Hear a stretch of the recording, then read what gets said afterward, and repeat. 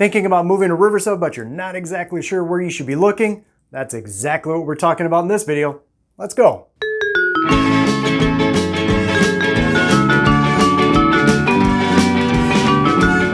Hi, my name's Jose. I'm a realtor with RE/MAX here in the Inland Empire in Southern California. And if this is your first time to the channel, well, first of all, welcome. Really happy to have you here. In fact, be sure to hit the subscribe button right down over here. And also don't forget to hit the bell.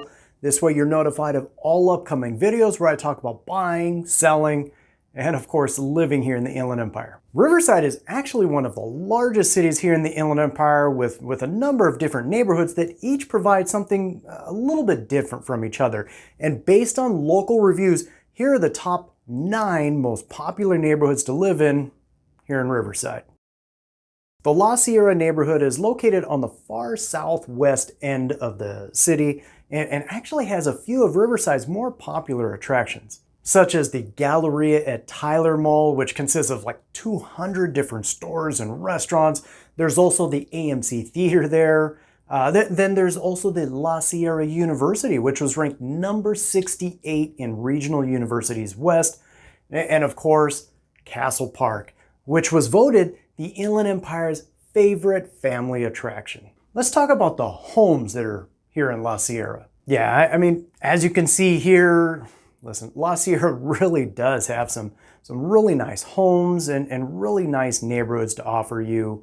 With actually a pretty good mix of homes that were built as recently as just in the last few years, but also homes that are a little bit older, that date back to as late as the 1920s. And then price-wise, here in La Sierra, you're looking at an average purchase price of about, at least as of the recording of this video, roughly in the average range of about $550,000. Presidential Park, located just off the 91 freeway, actually probably about 5 minutes north of La Sierra, but Presidential Park is another really nice neighborhood. In fact, actually, it's the smallest neighborhood on this list of only a population of about 5,000 people. One of the highlights here in Presidential Park is Don Durr Park. It's located right off of Monroe Street. It's actually a really nice park, very good sized park. But if we look at the homes here in Presidential Park, if we look at the neighborhoods here, again, they're really nice homes, really nice neighborhoods. In fact, actually, what you're going to find is they're very, very similar to what you would find in La Sierra. However, one thing you will find is there just doesn't seem to be as many homes that are available for sale here. The Wood Streets is a historic district here within the city of Riverside. In fact, actually first going into development back in 1913. And today, the Wood Streets are designated as a historic district within the city of Riverside. And in fact, where it's located though, you'll find it more toward the north end of the city, well, right next to downtown Riverside. But if we look at the homes, you will find that the homes here, they are a little bit older, the homes. And in fact, actually kind of makes sense if it dates back to 1913, but they are older homes. And the streets here, they do tend to be a little more narrow for most of the neighborhoods here in the Wood Streets. Quick piece of trivia for you. How did this area get its name, the Wood Streets? Well, the original developer, Dr. Edward H. Wood, he named the first street here after himself, Homewood Court. And in fact, actually today, you will notice that many of the streets here all have the name Wood in them, the Wood Streets. Arlington Heights is located more toward the south side of the city. In fact, actually right next to one we just talked about, which was Presidential Park. But again, it's located more toward the south side of the city, and it's actually the largest neighborhood here in Riverside, at least in terms of overall area.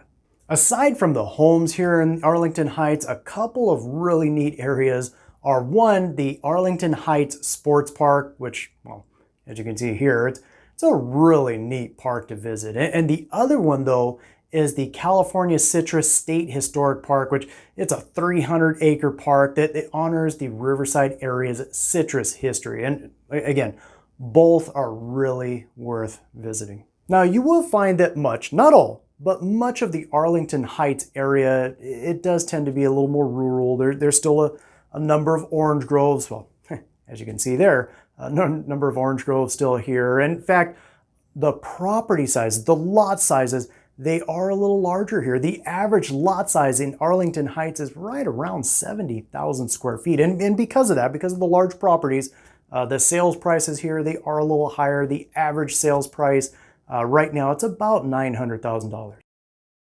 Hawarden Hills is another one of the smaller neighborhoods here in Riverside. It's located just below the 91 freeway. In fact, actually right next door to where we were just at, Arlington Heights. But here in Hawarden Hills, there are some really beautiful homes here. And the homes, they do tend to be larger homes on larger lots. Not like what you'd find in Arlington Heights, but they are good-sized lots. In fact, the average square foot for the homes here in Hawarden Hills is about 3,000 square feet. So again, they are good-sized homes. Now, the average sales price currently is about $850,000 here in Hawarden Hills. The Victoria neighborhood is right next to Hawarden Hills. In fact, actually, it's right next door to number 2 on this list, which we'll get to in a second. But one of the highlights here in Victoria is the Victoria Hills Country Club, which actually dates back to 1903. There's actually a debate as to whether or not the Victoria Hills Country Club is California's first country club. As for the homes here in Victoria, not necessarily all, but many of the homes here are built between the 1960s and 1980s, with an average sales price currently at about $600,000. But yeah, as you can see here, there really are some really nice neighborhoods here in Victoria. Mission Grove is located on the east side of the city, right next door to Sycamore Canyon Park. And listen, first of all, if you have not been to Sycamore Canyon Park, you really need to go. I mean, this place is really neat. It's big. It's 1,600 acres of hiking trails, biking trails, and as you can see, some really nice views of the city too. The homes here, though, in Mission Grove, they are on average a little bit newer than many of the other neighborhoods we have talked about up to this point.